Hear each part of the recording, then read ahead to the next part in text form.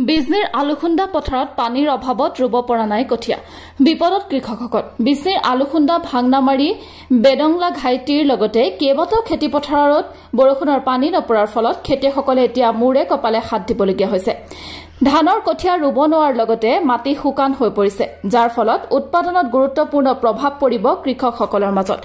স্থানীয় কৃষকসকলে কয় চৰকাৰে আমাৰ অঞ্চলৰ খেতিপথাৰসমূহত কোনো ধৰণৰ পানী যোগানৰ ব্যৱস্থা নথকাৰ বাবে প্ৰতি বছৰে খেতিয়কসকলে অধিক খৰচত ধান ৰুব লগা হৈছে এই বছৰ বৰষুণৰ পানী নপৰাৰ বাবে বিশেষকৈ অসুবিধাৰ সন্মুখীন হৈছে কৃষকসকল পথাৰত চিৰাল ফাট মেলিছে বিজনীৰ আলুখুন্দা অঞ্চলৰ অধিকাংশ পথাৰত নাই জলসিঞ্চন বিভাগৰ পানী যোগানৰ কোনো ব্যৱস্থা খেতিয়কসকলে বিটিআৰ চৰকাৰ আৰু কৃষি বিভাগৰ দৃষ্টি আকৰ্ষণ কৰি কয় যদি অচিৰে পানীৰ ব্যৱস্থা নকৰায় তেনেহলে বছৰৰ মুখ্য ধানৰ খেতিৰ আশা মাটিত মিলাই যোৱাৰ সম্ভাৱনা দেখা দিছে তাৰ বাবে কৃষকসকল এতিয়া সংকটত পৰিছে নিউজ টেক্স ৰিপোৰ্ট NR24 চাওক এইবেলি আমাৰ মানে বৰষুণৰ অভাৱত খেতি পথাৰত একেবাৰে উদং অৱস্থা খেতি পথাৰত একেবাৰে পানী নাই আৰু পানী নথকাৰ ফলস্বৰূপে খেতিয়কসকলৰ কৃষকসকলৰ খুবেই কষ্ট হৈছে এইবেলি বিশেষকৈ যিবোৰ কঠীয়া ৰুব মানুহে কঠীয়া ৰুৱাৰ পৰিৱেশটো মানুহে পোৱা নাই খেতি পথাৰত পানী নথকাৰ কাৰণে খেতিৰ যিবোৰ মাটি সেই মাটিবোৰৰ যেটো মানে ব্যৱস্থাপনা সঠিকভাৱে কৰিব পৰা নাই পানী দি মানুহে এতিয়া খেতি পথাৰত মানে ধান হিচিব লগা পৰিস্থিতি হৈছে আৰু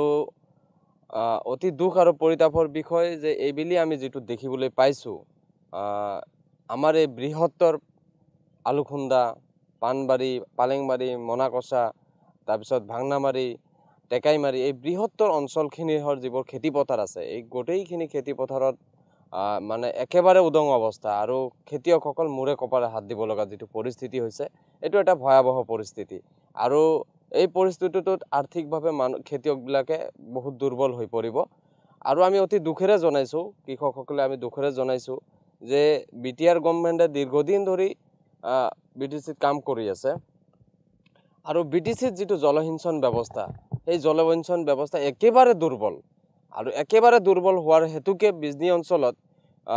এনেকুৱা বৃহত্তৰ কৃষকসকলৰ খেতি পথাৰ থকা ঠাইখিনি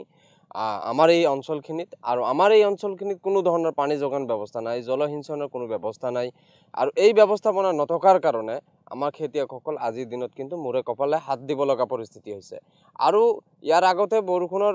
মানে অভাৱটো আমি তেনেকুৱাকৈ অনুভৱ কৰা নাছিলো প্ৰায় সকলো সময়তে বৰষুণখিনি হৈছিল কিন্তু এইবেলিহে আমি প্ৰকৃতাৰ্থত আমি আমাৰ জলসিঞ্চন ব্যৱস্থা বা পানী যোগানৰ ব্যৱস্থাৰ প্ৰকৃতাৰ্থৰ প্ৰয়োজনীয়তা আমি অনুভৱ কৰিছো আৰু আমি বিটিআৰ গভৰ্ণমেণ্টক এটো আহ্বান জনাব বিচাৰিছো যে আপোনালোকে এইখিনি অঞ্চলত যাতে জলসিঞ্চন ব্যৱস্থা পানী যোগানৰ ব্যৱস্থা আপোনালোকে অতি শীঘ্ৰে কৰি দিয়ে আৰু এই ক্ষেত্ৰত সজাগ সচেতনৰ এটা প্ৰয়োজনীয়তা আছে মই ভাবো বিটিআৰ গভৰ্ণমেণ্টে হেতু ক্ষেত্ৰতে অলপমান গুৰুত্ব আৰোপ কৰিব লাগে এইটো ক্ষেত্ৰত চাওক আজি কৃষকসকলৰ হিমান পুঁজি সংৰক্ষণ তেওঁলোকে কৰা নাই বা তেওঁলোকৰ ইমানখিনি পুঁজি নাই যে তেওঁলোকে ট্ৰেক্টৰ তাৰ পিছত পানী যোগান ব্যৱস্থাৰ জৰিয়তে বা যিখিনি মানুহে কঠীয়া ৰুইছিলে সেই কঠীয়াখিনি এতিয়া অৰ্থাৎ বিচনীখিনি এতিয়া প্ৰায় সকলোৰে বিচনীখিনি নষ্ট হোৱাৰ পথত মই ভাবো যে এই ক্ষেত্ৰত বিটিআৰ গভৰ্ণমেণ্টে অলপ মানুহখিনিক যদি বিটিআৰ গভৰ্ণমেণ্টৰ জৰিয়তে যদি কঠীয়া দিয়াৰ ব্যৱস্থা কৰিলে হয় বিচনী দিয়াৰ যদি ব্যৱস্থা কৰিলে হয় ৰাইজবিলাকে নথৈ আনন্দিত হল হয়